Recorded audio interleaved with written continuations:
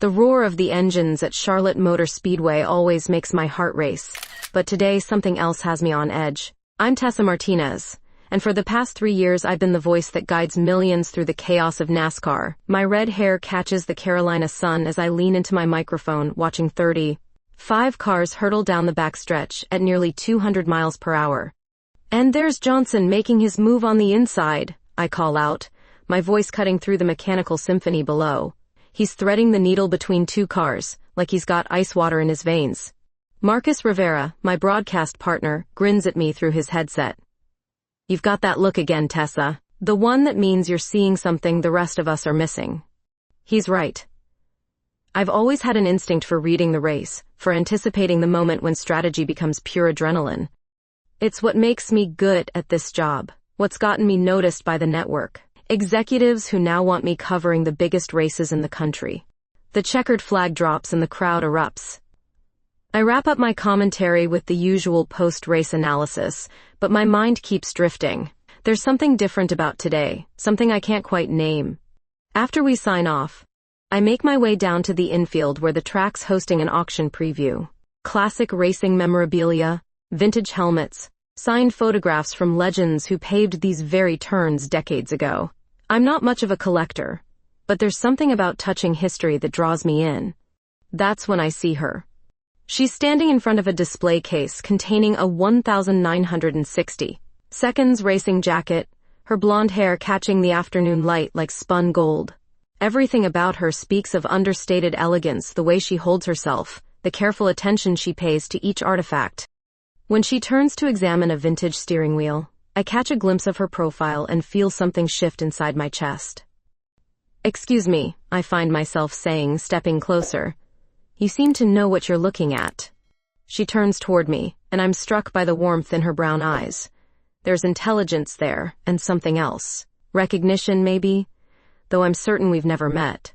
Lila Griffin, she says, extending a manicured hand. I specialize in automotive art and memorabilia. And you're Tessa Martinez. I've heard your commentary. You have an incredible gift for reading the race. You know racing? I ask, surprised. Most auction specialists I've met stick to paintings and sculptures. I know passion, she says simply, and I can hear it in your voice when you're calling a race. It's the same passion I feel when I'm standing in front of a room full of collectors, watching them bid on pieces of history. We talk for another 20 minutes, moving between display cases like old friends catching up. There's an ease between us that doesn't make sense, given we just met. She tells me about upcoming auctions featuring racing legends' personal collections. I find myself sharing stories from the booth, moments when the race transcended sport and became something almost spiritual. There's an auction next week in Greensboro, she mentions as the preview crowd begins to thin. Some incredible pieces from the early days of stock car racing. You should come. I don't really collect, I admit. Her smile is mysterious, knowing. Sometimes collecting isn't about ownership. Sometimes it's about connection. As I drive home that evening, her words echo in my mind. Connection. The way she said it suggested she understood something about me that I'm only beginning to recognize myself. The auction house in Greensboro buzzes with nervous energy as potential bidders examine the evening's offerings. I arrive fashionably late, slipping into the back of the elegantly appointed room just as the auctioneer calls for attention. But my eyes immediately find Lila at the podium, and suddenly I understand why I drove 2 hours to be here. She commands the room with the same presence I've seen veteran drivers use to control a pack of cars. Her blonde hair is pulled back into a sophisticated chignon, and she's wearing a navy dress that makes her look every inch the professional. But there's something else, a quiet confidence that draws every eye in the room to her. Good evening, ladies and gentlemen. Her voice carries perfectly through the acoustics. Tonight we're not just selling artifacts. We're offering pieces of American racing history, each one carrying the dreams and determination of the men and women who built this sport. I find myself leaning forward, captivated by more than just her words. The way she gestures toward each lot, the passion in her voice as she describes a helmet worn by a 1970s champion. It reminds me of how I feel in the broadcast booth, that sense of being exactly where you belong. Our first item is a 1967 Holman Moody cylinder head, authenticated and race used, she announces. Bidding opens at $1,500. The room erupts into the familiar dance of auction warfare. Paddles rise, heads nod almost imperceptibly, and Lila orchestrates it all like a conductor leading a symphony. Her eyes scan the crowd, catching every gesture, every signal. When her gaze briefly meets mine across the room, I feel that same unexpected jolt I experienced at the track. The hours pass in a blur of bidding wars and hammer falls. I watch Lila work, noting how she reads her audience, how she knows exactly when to push and when to let the silence build tension. It's not unlike what I do in the booth reading the race, anticipating the moment when everything changes. As the evening winds down, I make my way toward the front, not entirely sure what I'm planning to say. The crowd is dispersing, successful bidders arranging payment and shipping, others lingering over champagne and conversation about the pieces that got away. "I didn't expect to see you here," Lila says, appearing beside me with 2 glasses of champagne. Up close, she's even more striking than I remembered, her brown eyes holding depths I want to explore. "You were right about connection," I admit, accepting the glass. "Watching you work tonight, I understood what you meant. You don't just sell these things. You help people find pieces of themselves." "And what did you find?" she asks, her voice softer now that we're away from the microphone. "That's a dangerous question." Her laugh is low, musical. "I specialize in dangerous things. Provenance, authenticity, value. It's all about looking beneath the surface to find what's really there." We drift toward a quieter corner of the room, past cases now empty of their treasures. The auction is over, but neither of us seems ready for the evening to end. "I went to Duke," I find myself saying, though I'm not sure why. "Class of 2013. No way." Her eyes widen in genuine surprise. "I graduated in 2016, art history and business. I probably walked past you 100 times on East Campus." "Small world," I murmur, but even as I say it, I'm wondering how we never cross paths. Duke's not that big, especially not the social circles around East Campus. "Maybe it's not coincidence," she says quietly. "Maybe some connections are just waiting for the right moment." The way she looks at me when she says this makes something flutter. In my chest, something I haven't felt in longer than I care to admit. The auction house is nearly empty now, staff beginning to pack up the remaining displays. "Would you like to get coffee?" I ask, then immediately feel foolish. "I mean, it's late, and you probably have early meetings tomorrow." "I'd like that very much," she says. "But coffee might keep me up all night." The words hang between us, loaded with possibility. I'm about to suggest a rain check when she smiles, a slow curve of her lips that makes my pulse quicken. "I know a place that serves excellent decaf," she adds. As we leave the auction house together, I can't shake the feeling that tonight changed something fundamental.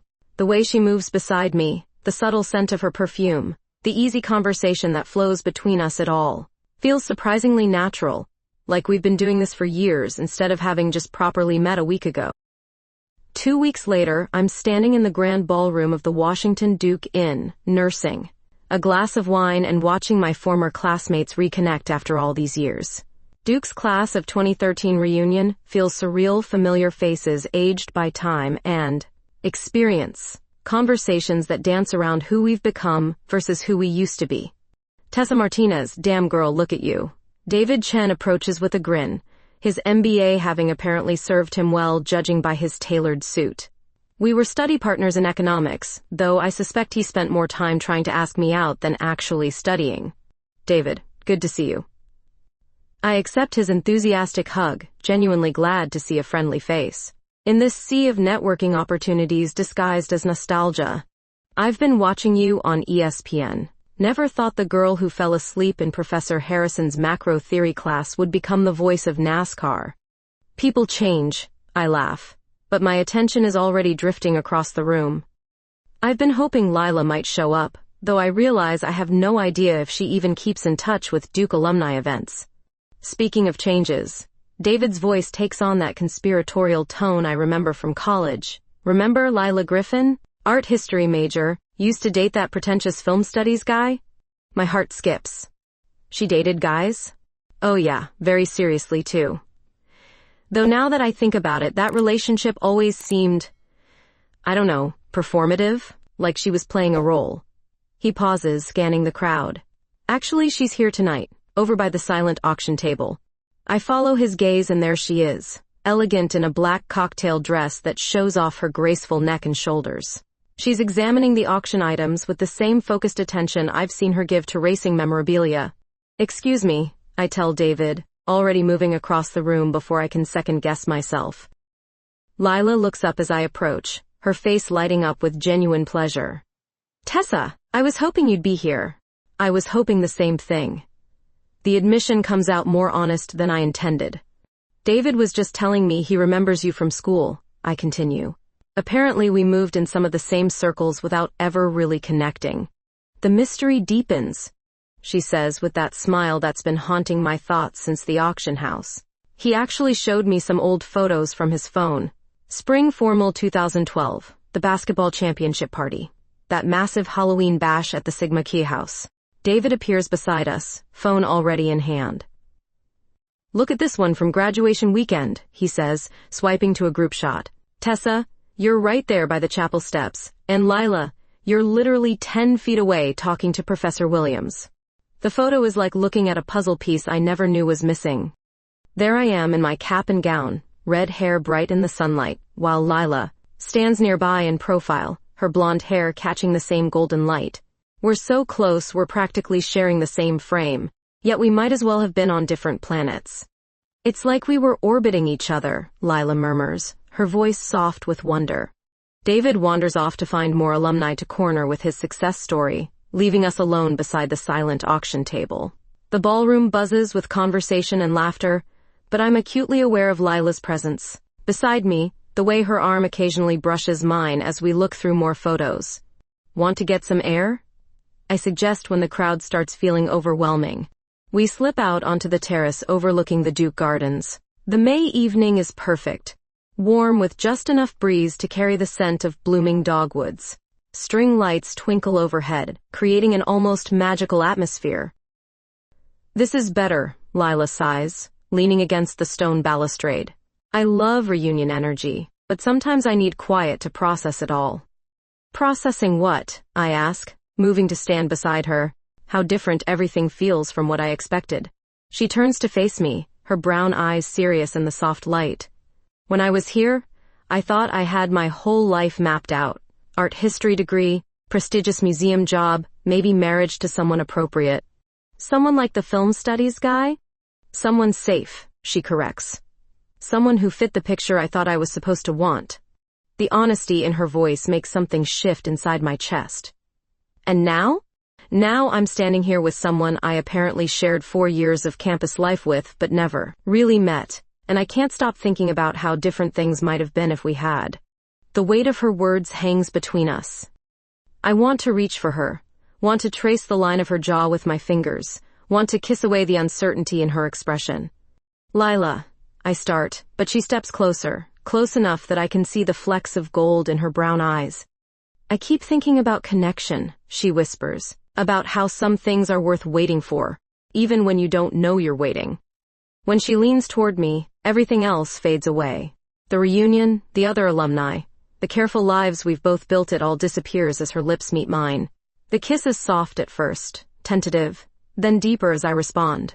Her hand comes up to cup my face, her thumb brushing across my cheek, and I feel something fundamental click into place. When we finally break apart, we're both breathing harder. Worth the wait, I whisper against her lips, and her smile is radiant. 3 weeks have passed since our kiss on the Duke Terrace, and I'm sitting in the ESPN production meeting trying to focus on race coverage strategy while my phone buzzes with a text from Lila. The Talladega race is this weekend, and Marcus is going through his usual pre-race analysis notes. What do you think about bringing in a special guest segment? I interrupt, the idea crystallizing even as I speak. Someone who can talk about the historical significance of some of the collectibles drivers treasure. Marcus raises an eyebrow. You mean like antique racing gear? That's pretty niche, Tessa. Trust me on this one. I'm already texting Lila back, my heart racing with more than just professional excitement. I know someone perfect. 2 days later, Lila arrives at the track wearing a crisp white blouse and navy blazer that somehow makes her look both professional and effortlessly beautiful. She's carrying a leather portfolio and has that focused energy I've come to associate with her auction work. Nervous? I ask as we walk toward the broadcast booth. Terrified, she admits. I can work a room full of high-stakes collectors, but live television is different. Just pretend you're talking to me, I suggest, then immediately regret how intimate that sounds in front of the production crew. The segment goes better than I could have imagined. When I introduce her as an expert in automotive collectibles, Lila transforms into the poised professional I saw at the auction house. She discusses a vintage helmet display with the same passion I bring to calling races, explaining how these artifacts connect modern drivers to racing legends. What fascinates me, she says, looking directly into the camera, is how these objects carry forward the dreams of everyone who believed in speed, in competition, in pushing boundaries. Marcus jumps in with questions about values and authentication, but I find myself watching Lila instead of my notes. The way she gestures when she's explaining provenance, the light in her eyes when she talks about discovering a rare piece. It's exactly what I love about my own work, that moment when expertise meets genuine enthusiasm. And that's our Collectibles Corner. I wrap up the segment. Thanks to Lila Griffin for sharing her expertise with us today. As the cameras cut away, the production team gives us enthusiastic thumbs up. Several crew members approach Lila with questions about pieces they've inherited or found, and I watch her handle each inquiry with patience and knowledge. That was incredible, Marcus tells me during the commercial break. The viewers are going to love this angle. You thinking about making it a regular feature? Maybe, I say. But I'm already planning how often I can justify bringing Lila back without it looking obvious. After the broadcast, we grab dinner at a quiet restaurant near the track. The place is dimly lit with wooden booths that offer privacy from the racing crowd still celebrating in the hotel bars. You were amazing today, I tell her over wine. Natural on camera. I had a good teacher, she says, her fingers brushing mine across the table. Watching you work, seeing how you read the race and translate it for viewers. It's like watching an artist. Is that your professional opinion, or are you just trying to charm me? Both. Her smile is mischievous. Though I have to admit, being in the booth with you, seeing you in your element, it was pretty compelling. The way she says compelling makes heat rise in my cheeks. We've been texting constantly since the reunion. Long conversations about everything from racing history to college memories, but being together in person feels different. More intense. Lila, I start, not sure how to articulate what I'm feeling. I know, she says softly. I feel it too. We finish dinner with the kind of lingering conversation that could stretch until dawn if we let it. She tells me about an upcoming auction in Atlanta featuring pieces from a legendary crew chief's personal collection. I share stories from my early days in racing media, when I had to prove myself in a male-dominated industry. You know what I love about your commentary, she says as we walk to our cars. You never talk down to your audience. You assume they're as invested in the sport as you are. Because they are, I reply. Racing fans are incredible. They understand strategy, they appreciate skill, they know the history. My job is just to help them see what I'm seeing. Like tonight, she says, stopping beside her rental car, helping me see that I could do something I never thought I could do. The parking lot is mostly empty, just a few clusters of fans heading back to hotels. The May night is warm, and there's something about the combination of adrenaline, from the broadcast and wine from dinner, that makes everything feel possible. Lila, I say, stepping closer. Yes? Instead of answering with words, I lean in and kiss her. This time, there's no hesitation, no careful testing of boundaries. She responds immediately, her arms coming up around my neck, her body pressing closer to mine. When we break apart, we're both breathing hard. My hotel is 5 minutes away, she whispers against my lips. Mine too, I reply, and the promise in that simple statement makes my pulse quicken. As we drive separately to her hotel, I can't stop thinking about how natural this feels, how right. Like everything in my carefully constructed life has been leading to this moment, this woman, this connection that started with racing memorabilia and has become something I never expected to find. The morning after Talladega, Lila surprises me with an invitation that has nothing to do with racing or auctions. She's dressed in period-appropriate attire for a Civil War reenactment weekend in Gettysburg, her blonde hair braided back beneath a modest bonnet that somehow makes her look like she stepped out of a daguerreotype. "You want to spend our weekend playing dress-up in Pennsylvania?" I ask, though I'm already mentally rearranging my schedule. There's something irresistible about her enthusiasm. "It's not playing dress-up," she insists, adjusting the navy blue dress that transforms her into a convincing 1860s woman. "It's living history. Besides, there's an estate sale Sunday featuring some incredible Civil War artifacts, professional research." The drive to Gettysburg gives us 3 hours of uninterrupted conversation. Lila talks animatedly about the historical significance of the battlefield, rattling off details about troop movements and strategic decisions with the same precision she brings to auction catalogs. "You really know this stuff," I observe as we pass signs marking various battle sites. "My grandmother collected Civil War memorabilia," she explains. "I grew up hearing stories about Pickett's Charge and the angle of Cemetery Ridge like other kids heard fairy tales. At the reenactment camp, we're assigned roles as civilians observing the military exercises. I feel awkward in my borrowed dress and bonnet, but Lila moves through the historical scenarios like she belongs here. She corrects a reenactor's uniform details with casual authority, discusses ammunition supplies with a group portraying Union quartermasters, and navigates the social protocols of 1863 with startling accuracy. Miss Griffin, one of the military reenactors, approaches her with obvious respect. "Colonel Morrison would like your opinion on the artillery placement for tomorrow's demonstration." I watch in amazement as Lila examines the cannon positions, immediately identifying problems with the historical accuracy of their setup. She discusses elevation angles and target calculations like she's done this professionally for years, not just absorbed information from her grandmother's stories. "The 12-pounder Napoleon should be positioned here." She points to a slight rise in the terrain. From this position in 1863, they could have targeted the Confederate advance while maintaining cover from return fire. The reenactors listen intently, making notes and adjusting their plans based on her recommendations. I'm witnessing something that goes beyond normal historical knowledge. She's displaying an intuitive understanding that seems almost impossible. That evening, we walk the actual battlefield under a full moon. The monuments cast long shadows across the hallowed ground, and the silence feels heavy with history. Lila moves through the landscape like she's retracing familiar steps, pausing at strategic points to explain tactical decisions made 160 years ago. "Chamberlain positioned the 20th Maine right here," she says, stopping at a rocky outcrop on Little Round Top. "If he hadn't executed that bayonet charge at exactly the right moment, the entire battle could have gone differently." "Lila," I say softly, studying her face in the moonlight, "how do you know all this? I mean, really know it, not just from books or museum displays." She's quiet for a long moment, her brown eyes reflecting the silvery light. "Sometimes I feel like I was there," she admits, "like I watched it happen, saw the smoke and heard the cannons. It doesn't make sense, but when I'm on these battlefields, it's not intellectual knowledge anymore. It's memory." The vulnerability in her confession makes something shift inside my chest. Standing here in this place where so many people died for their convictions, her honesty feels sacred. "That doesn't scare you?" I ask. "You scare me more," she whispers, stepping closer. "The way you make me feel things I've never felt before."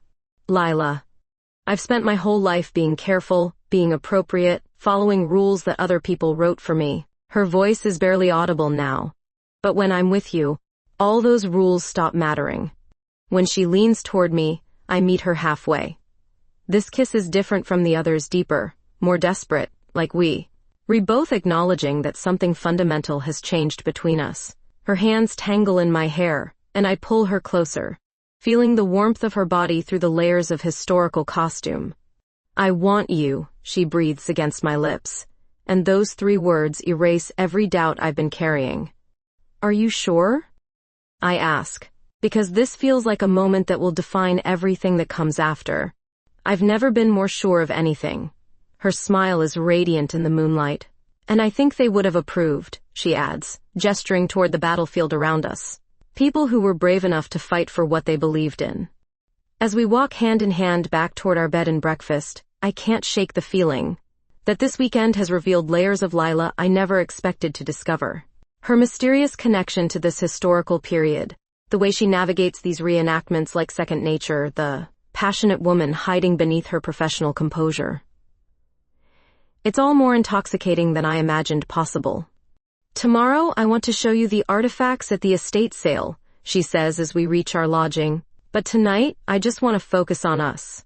The promise in her voice makes my heart race as we climb the stairs to our room.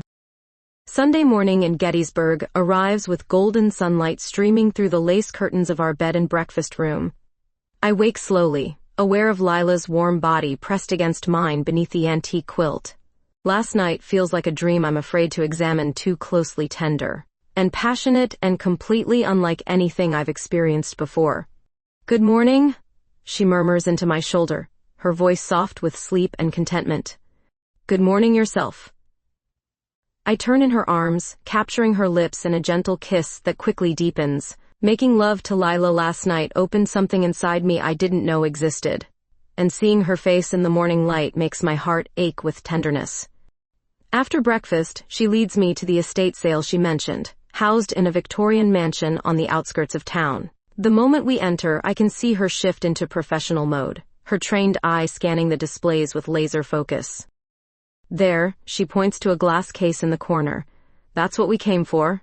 Inside the case is a collection of Civil War artifacts that takes my breath away. Photographs, letters, medals, and personal effects, arranged with museum-quality precision.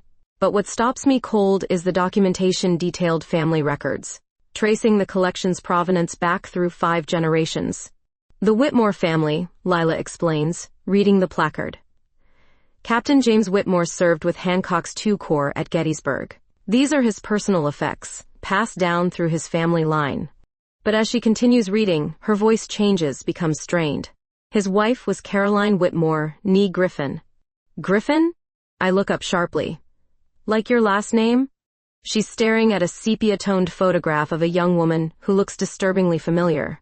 The same blonde hair, the same delicate bone structure, the same intelligent brown eyes. It's like looking at Lila in period costume, except this photograph is dated 1862.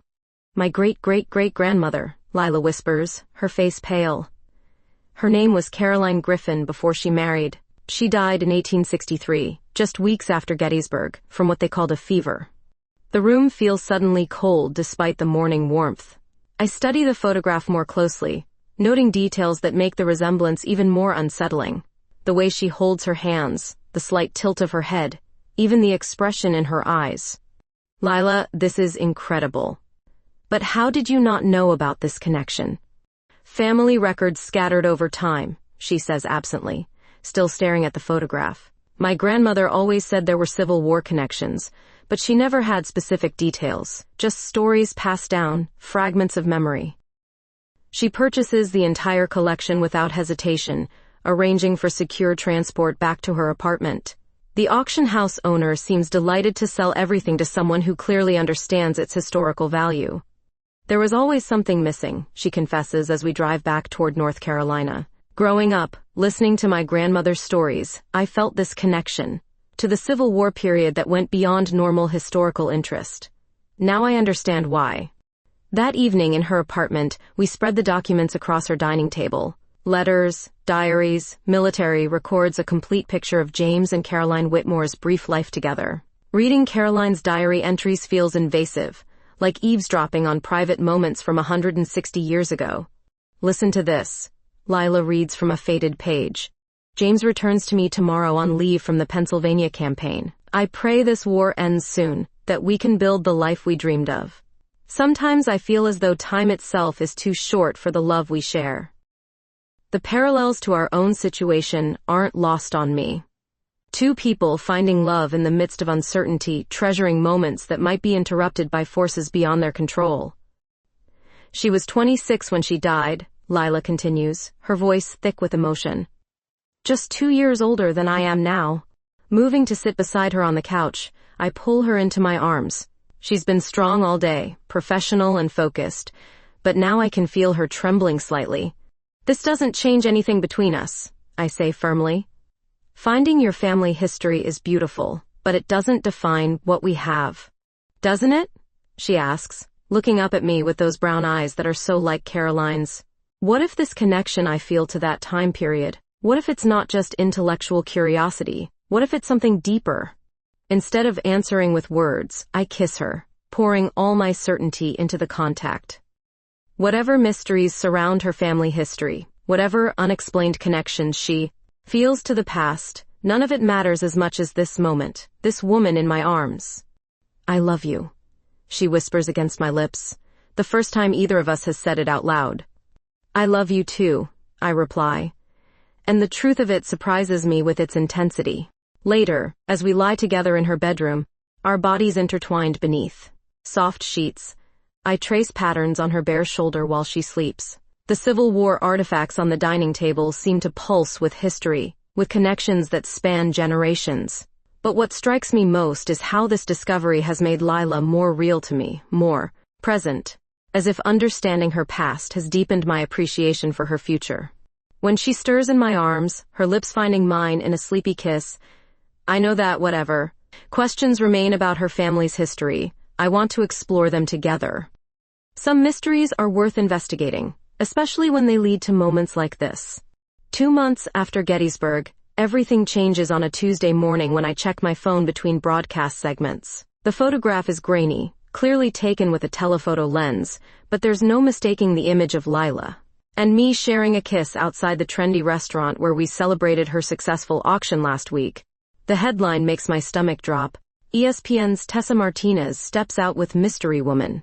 Marcus finds me in the ESPN break room 20 minutes later, staring at my phone screen like it might spontaneously combust. You see the story? He asks gently. Hard to miss. I pour coffee with shaking hands. Network executives know yet? Probably getting briefed as we speak. He sits beside me, his usual joking demeanor replaced by genuine concern. Look, Tessa, your personal life is your business, but you know how this industry works. He's right, and we both know it. Sports broadcasting is still largely a boys' club, where women fight twice as hard for respect and credibility. Adding a same-sex relationship to the mix creates complications I've spent years trying to avoid. My phone buzzes with a text from Lila. Saw the article. Are you okay? Before I can respond, my producer appears in the doorway. Conference room, 5 minutes, bring coffee. The meeting is exactly as brutal as I expected. 3 network executives, all men in expensive suits, sitting across from me like a tribunal. The sports director leads the conversation with corporate speak about brand alignment and audience demographics. We're not saying there's anything wrong with your lifestyle choices, he explains, with the kind of careful phrasing that means exactly the opposite. But NASCAR has a very specific fan base, and we need to consider how this affects ratings.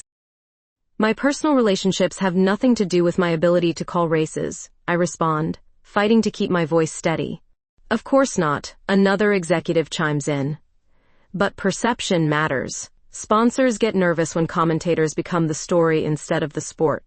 They don't fire me, but the message is clear. Keep quiet, keep private, keep the relationship out of the public eye or face consequences. As I leave the conference room, I feel like Caroline's diary entries describing the weight of social expectations and the price of defying convention.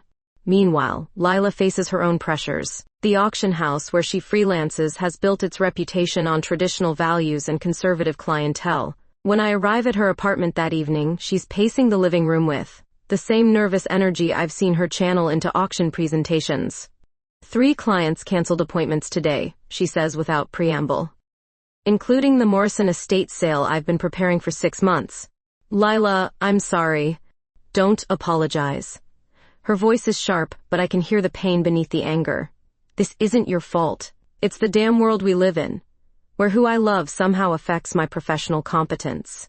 We spend the evening discussing options, strategies, ways to protect our careers while maintaining our relationship. But every conversation circles back to the same impossible choice, our love or our livelihoods.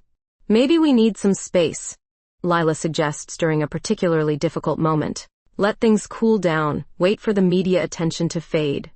The words hit me like a physical blow. Is that what you want? What I want is to live openly with the woman I love without destroying everything we've both worked for, she replies, tears streaming down her face. But apparently that's too much to ask. The fight that follows is our first real argument, fueled by frustration and fear, rather than genuine anger. We say things designed to hurt, questioning each other's commitment and priorities. When Lila accuses me of caring more about my career than our relationship, I respond by suggesting she's looking for an excuse to run back to the safety of her carefully constructed life. Maybe this was a mistake, she says finally, her voice barely above a whisper. Maybe we're just two people caught up in the romance of something that was never meant to work. You don't mean that. Don't I? She looks at me with eyes that have gone cold and distant. We've been together 4 months, Tessa. That's not exactly a foundation to risk everything on. I leave her apartment that night feeling like something fundamental has shattered between us. The drive back to my place passes in a blur of street lights and regret, Caroline's diary entry echoing. In my mind, sometimes I feel as though time itself is too short for the love we share. For the next 2 weeks, we maintain radio silence. I throw myself into race coverage, traveling to different tracks and focusing obsessively on statistical analysis and driver interviews. My commentary becomes technically proficient but lacks the passion that made me distinctive, and I know Marcus notices even though he doesn't comment. Lila disappears from social media entirely. When I drive past the auction house where she freelances, her car isn't in the parking lot. David Chen mentions seeing her at a coffee shop near Duke's campus, but she was alone and seemed to be avoiding contact with anyone she knew. The silence stretches between us like an expanding void, filled with unspoken apologies and unexpressed longing. I find myself reaching for my phone a dozen times a day, starting messages I never send, rehearsing conversations that never happen. It's Marcus who finally forces a confrontation. After a particularly lackluster practice session commentary, he corners me in the broadcast booth. Whatever's going on with you and Lila needs to get resolved, he says bluntly. Because right now you sound like you're calling races from inside a tomb. It's complicated. Love usually is. His expression softens. But giving up on it because other people are small-minded assholes? That's not complicated. That's just cowardly. His words sting because they're true. That evening, I finally send Lila a text. I miss you. We need to talk. Her reply comes 3 hours later. I miss you too. But I'm scared we'll just hurt each other again. Daytona International Speedway in February should be the pinnacle of my broadcasting career. The Daytona 500 represents everything I've worked toward: the biggest race, the largest audience, the ultimate test of a commentator's skill. Instead, I'm sitting in the booth, feeling like I'm calling the race through thick glass, disconnected from the energy that usually drives my passion. Drivers, start your engines. The traditional command echoes across the 2.5-mile superspeedway. But even the rumble of 43 stock cars firing simultaneously can't penetrate the fog that's surrounded me since Lila and I stopped talking 3 weeks ago. Marcus glances at me with concern as we go live. Welcome to the Great American Race, folks. I'm Marcus Rivera alongside Tessa Martinez, and we've got perfect weather for what promises to be an incredible day of racing. That's right, Marcus, I respond, my voice technically correct but lacking the enthusiasm. That used to make viewers feel like they were experiencing the race alongside me. Clear skies, temperatures in the 70s, and a field of drivers ready to make history. For the next 3 hours, I deliver competent but colorless commentary. I hit all the statistical markers, identify the key moments, explain the strategic decisions, but the soul of my broadcasting has gone missing. Even when a spectacular 3-wide battle develops with 20 laps remaining, I sound like I'm reading from a script rather than witnessing poetry in motion. During commercial breaks, Marcus keeps shooting me looks that say everything we're not discussing on air. The viewers probably can't pinpoint what's different, but they're getting a diminished version of the commentator, who made her reputation by making stock car racing feel like the most important thing happening in the universe. After we sign off, I sit alone in the booth while the celebration continues on pit road below. The winner's interview drifts up through the track's PA system filled with joy and triumph, and all the emotions I used to channel into my work. Now it just sounds distant, like happiness happening to other people. Rough day? Elena Vasquez appears in the booth doorway. I recognize her from Lila's Instagram posts, the gallery assistant who helps coordinate auction logistics. Elena? What are you doing here?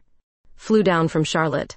She settles into Marcus's vacant chair, her expression serious. Someone needs to talk sense into both of you. And since you're both too stubborn to do it yourselves, I drew the short straw. I don't know what Lila told you, but she told me that you're both miserable and acting like idiots. Elena's directness reminds me of Marcus. She's been holed up in her apartment for 3 weeks, surviving on takeout and refusing to answer calls. Meanwhile, you just delivered the most lifeless race commentary I've ever heard. The blunt assessment stings because it's accurate. It's complicated. Love shouldn't be complicated. Fear makes it complicated. She pulls out her phone, showing me a photo of Lila from what looks like yesterday. Dark circles under her eyes, hair pulled back carelessly, wearing the same Duke sweatshirt I remember from our college reunion weekend. She looks terrible, I whisper. You both do. Whatever problems you think you have, they're smaller than what you're throwing away. Elena's intervention plants a seed that grows throughout my flight back to Charlotte. By the time I land, I've made a decision that terrifies and exhilarates me in equal measure. If Lila and I are going to have any chance at a future together, someone has to be brave enough to take the first real step. I drive straight to her apartment, my heart hammering as I climb the familiar stairs. When she opens the door, the sight of her hits me like a physical blow. She's wearing that same Duke sweatshirt from Elena's photo, her blonde hair escaping from a messy bun, her brown eyes red-rimmed but still beautiful. Tess? Her voice is barely above a whisper. I heard your commentary today, she continues before I can speak. You sounded like you were calling a race from another planet. I was. I step closer, close enough to see the faint freckles across her nose that I've missed desperately. I've been living on another planet for 3 weeks, and I hate it there. Tess, I love you, I interrupt. I love you more than I love broadcasting, more than I love my career, more than I love the safe little world I built to protect myself from exactly this kind of vulnerability. Tears start flowing down her cheeks, but she doesn't move toward me. What about the network? The sponsors? Everything we talked about? Screw them. The vehemence in my voice surprises us both. If they can't handle me being happy, they don't deserve the best version of me anyway. And if we lose everything, then we'll lose it together and figure out what comes next. I reach for her hands, relief flooding through me when she doesn't pull away. But I refuse to lose you because other people are afraid of who we are. The kiss that follows tastes like tears and forgiveness and coming home. She melts against me, her arms wrapping around my neck like she's afraid I might disappear if she doesn't hold tight enough. I missed you, she breathes against my lips. I missed you too, so much. We spend the rest of the evening reconnecting, talking through our fears and our hopes in the honest way we should have done weeks ago. When conversation gives way to touch, when apologies become whispered endearments against heated skin, it feels like reclaiming something precious that we almost lost through cowardice. Later, lying together in her bed with moonlight streaming through the windows, I trace lazy patterns on her bare shoulder while she sleeps. The Civil War artifacts still occupy their place of honor in her living room. Caroline's diary, a reminder of love that transcended its time despite impossible odds. I have an idea, Lila murmurs sleepily. Something that might solve both our problems. Tell me, what if we stopped running away and started running toward something instead? Her suggestion, whispered in the darkness with her body warm against mine, becomes the foundation for everything that changes our lives. 6 months later, I'm standing behind a different kind of microphone, but the adrenaline feels familiar. The converted warehouse in downtown Charlotte buzzes with energy as racing fans and auction enthusiasts pack the space for the launch of our new venture, Racing Heritage Media. Welcome to a different kind of racing experience, I address the crowd, Lila standing beside me looking radiant in an emerald dress that brings out the gold flecks in her brown eyes, where the history of the sport meets the passion of collecting. Our business model is simple but revolutionary. I provide live race commentary while Lila offers simultaneous analysis of vintage racing artifacts displayed throughout our viewing venues.